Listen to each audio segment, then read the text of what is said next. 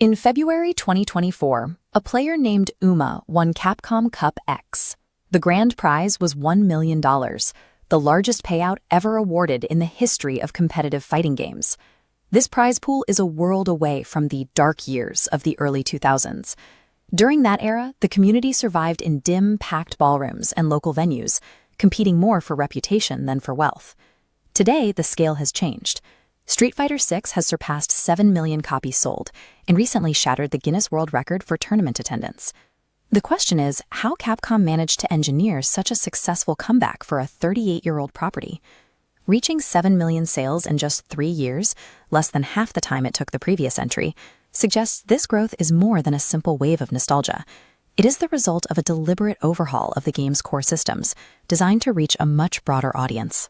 In 1991, Street Fighter II became a global cultural phenomenon, establishing the core rules that still define the fighting game genre today. But as global arcade culture faded in the early 2000s, the active player base shrank. The franchise struggled to find its place in a market moving toward home consoles and massive online worlds. Rebuilding the competitive scene was a slow process.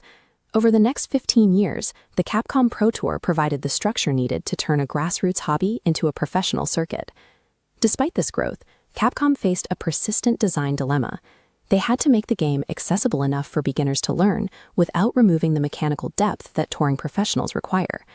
The franchise's continued relevance depended on a single, unifying gameplay system, one that could bridge the gap between those two groups.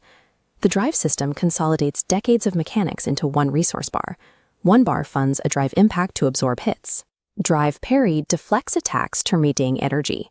Drive rush costs 3 bars for a high-speed dash. Exhausting it entirely triggers a vulnerable burnout state.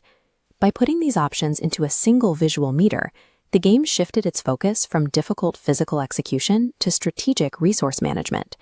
This shift made the high-level action much easier for a spectator to understand. Professionals quickly pushed this system to its limits.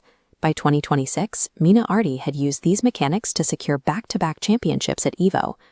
This success was echoed at the Esports World Cup, where players like Xiao Hai began competing for prize pools that represent life-changing wealth. The response from the community was truly massive.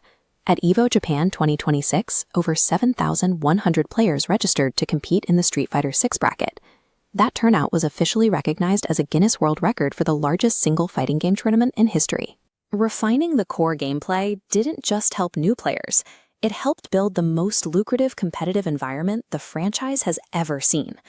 The focus on accessibility also allowed the franchise to reach a brand new generation of players through a Nintendo Switch 2 port released in June 2025. This momentum carried over into a new live-action movie from Legendary and Paramount, scheduled for release in October 2026. The production features a cast aimed at a mainstream audience, including Noah Centineo as Ken and Andrew Koji as Ryu, alongside Jason Momoa and Roman Reigns. Capcom even expanded the game's roster to include major crossovers, such as the addition of Tifa Lockhart from the Final Fantasy VII Remake series. These media crossovers indicate that Street Fighter has moved beyond the gaming bubble to become a central part of broader pop culture. Measured observational tone.